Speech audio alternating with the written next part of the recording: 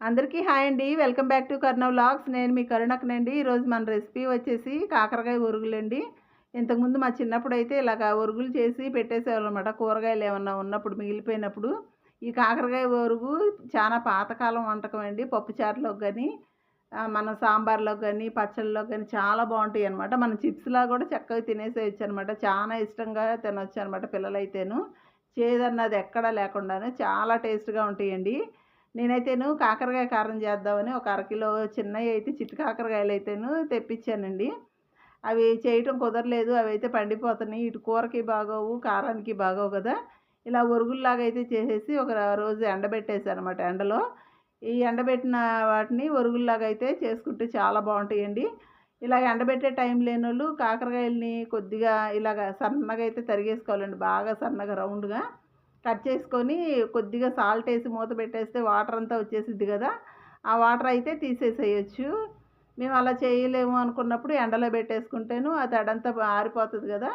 అప్పుడు ఇలాగైతే ప్రిపేర్ చేసుకోవచ్చనమాట. మధ్యలోదంతా తీసేసేయాలండి. అంటే మధ్యలో తీసి పడేయాలంటారేమో అదేం అవసరం లేదండి. నాకు థంబ్‌నెయిల్ కోసమనైతే ఇలాగా చేశాననమాట. అవన్నీ కలిపేసి మళ్ళీ ఆఖరినైతే వేపుకుంటాను. ఈ కాకరకాయ కారంలోకైతేను నువ్వులైతే కావాలండి. నువ్వులు ఒక 3 స్పూన్‌లయితే తీసుకున్నాను.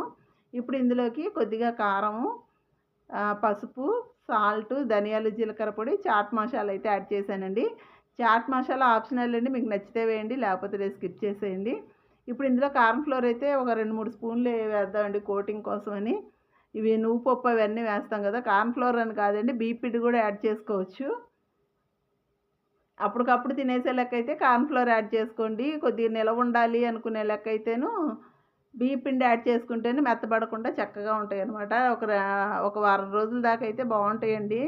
మెత్తబడకుండాను చక్కగా ఇవి చేసి డబ్బాలో పెట్టేసుకుంటేను మనకెప్పుడన్నా ఫ్రై చేసుకుంటే బద్ధకంగా ఉన్నప్పుడు ఇవైతే వేయించేసుకొని తినేసేయొచ్చనమాట చక్కగాను. ఇప్పుడు స్టవ్ వెలిగించుకొని ఒక బాండీ అయితే పెట్టేసి ఆయిలేసేసి ఆయిల్ బాగా వేడెక్కాక ఒక్కొక్కటిగానైతే వేద్దామండి. మొత్తం ఒకేసారేస్తే మొత్తం అతుక్కుపోతాయి గదండీ! తీసేటప్పుడు అవన్నీ ఇరిగిపోతాయనమాట. అలా కాకుండా ఒక్కొక్కటిగా వేసుకుంటేనే దేనికవి చక్కగా విడిగా వచ్చేస్తాయి మనకి. చూసారు గదా! చక్కగా వేగిపోయినియి ఇవి. చాలా తొందరగా వేగిపోతాయండి. ఎందుకంటే మనం ఎండబెడతాం గదా! తడన్నది ఉండదనమాట. ఒక గంట సేపు ఎండలో బెట్టినా సరిపోతుందండి. తడన్నది పోయిద్ది గదా! ఇప్పుడు చక్కగా మిగిలినవి గూడా ఇలాగే వేయించేసుకుందామండి.